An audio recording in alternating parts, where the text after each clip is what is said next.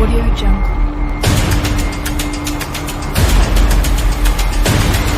Audio Jungle. Audio Jungle.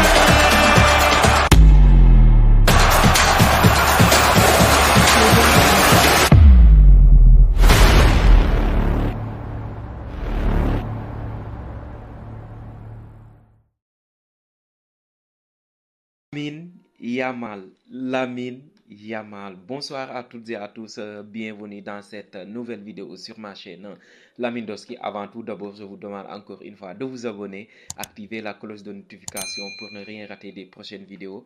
Partagez les vidéos avec vos amis, partagez-les dans vos groupes WhatsApp, partagez-les partout et surtout likez, et il faut commenter aussi les gars. L'Espagne qui vient de se qualifier pour la finale de l'Euro 2024 en Allemagne grâce à Lamine Yamal. Franchement, le match qu'il nous a fait aujourd'hui, surtout la première mi-temps, c'est à montrer dans toutes les écoles de football. Je dirais même que Lamine Yamal a dominé Kylian Mbappé aujourd'hui parce que c'était un duel en distance entre les deux stars. Un jeune homme qui a 16 ans, franchement, qui met tout le monde d'accord, qui humilie des pères de famille. Donc Lamine Yamal a répondu sur le terrain de ce que Rabiot avait dit en conférence de presse. Franchement, il a répondu sur le terrain. L'Espagne qui vient de se qualifier grâce aussi à un but de Dani Olmo qui a mystifié Tchouaméni. Franchement, le but de Dani Olmo, il est incroyable. Je ne sais pas si le but est accordé à Jules Koundé contre son camp ou bien Olmo, mais pour moi, le ballon est cadré, donc ce sera logiquement accordé à Dani Olmo. Mais en tout cas, l'Espagne continue de nous régaler. Franchement, le football a gagné aujourd'hui. Le football a gagné avec les prestations catastrophiques que nous pond la France depuis le début de l'Euro. Donc la meilleure équipe sur le terrain a gagné. La meilleure équipe du tournoi aussi est en train de faire son petit chemin. Donc un enfant de 16 ans qui vient de battre un record du plus jeune buteur de l'Euro, plus jeune joueur à faire une passe décisive en Euro, plus jeune joueur à jouer tout simplement dans un Euro. Lamine Yamal, franchement, le match d'aujourd'hui, on est tous contents et on espère que tu vas continuer à nous régaler, à illuminer nos soirées, surtout avec le FC Barcelone. Donc les gars, l'Espagne a gagné aujourd'hui. Il y a beaucoup de joueurs aussi qui ont fait un très bon match à l'image de Rodri. Franchement, un capitaine dans l'âme, de maître à jouer de cette Espagne. Celui qui contrôle, franchement, qui oriente des balles.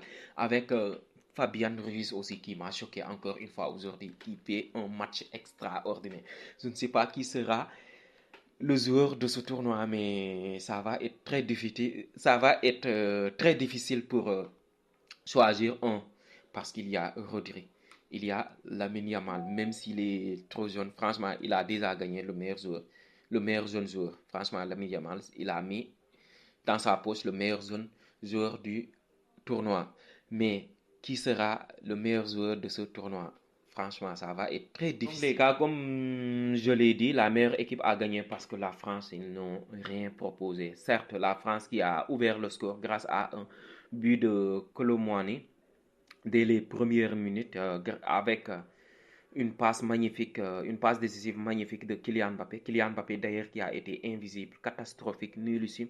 Kylian Mbappé a marqué un seul but sur penalty dans cette tour. Donc Kylian Mbappé qui n'est pas en forme physiquement, on le sent, il y a même beaucoup d'excuses sur ce monsieur.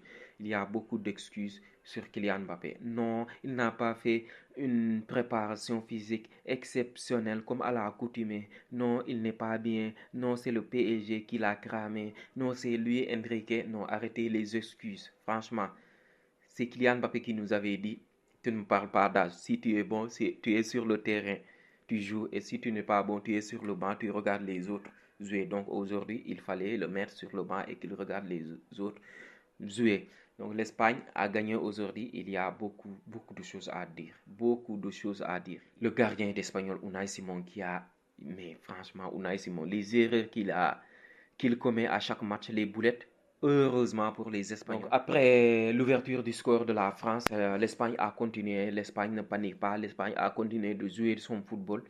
de redoubler les passes, de faire des efforts, de continuer à maîtriser le ballon jusqu'à l'égalisation de Lamine Yamal. Donc après l'égalisation, 4 minutes plus tard, c'est au tour de Dani Olmo de doubler la mise. Franchement, L'Espagne a doublé la mise et continue de dominer quand même, continue de dominer jusqu'à la mi-temps malgré que les Français ont eu quelques situations pour marquer, mais la défense a été solide, surtout Nacho et Laporte. Ils ont fait un match très solide aujourd'hui.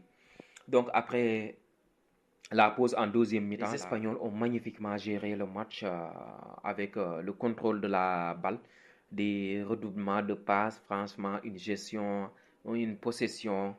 Oui, ils ont joué sans froid, franchement sans froid. Les Français n'arrivaient même pas à récupérer la balle. Donc après, Didier Deschamps a fait aussi un changement, 3 changements.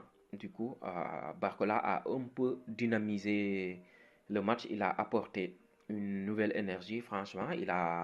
Il s'est créé quelques situations, mais la défense était vigilante. Donc les gars, l'Espagne qui vient de se qualifier, l'Espagne qui vient de terrasser la France grâce à Lamine Yamal et Dani Olmo. Donc les gars, dites-moi dans les commentaires pour vous, est-ce que c'est bien mérité pour les Espagnols et qui est pour vous l'homme du match? Je pense que c'est Lamine Yamal, l'homme du match aujourd'hui. Donc un enfant de 6 ans est en train de terroriser des pères de famille. Donc les gars, je vous dis à demain, Inch'Allah, pour l'autre demi-finale entre les Anglais et les Néerlandais. Donc on va faire un débrief. Donc abonnez-vous, activez la cloche de notification et partagez les vidéos aussi.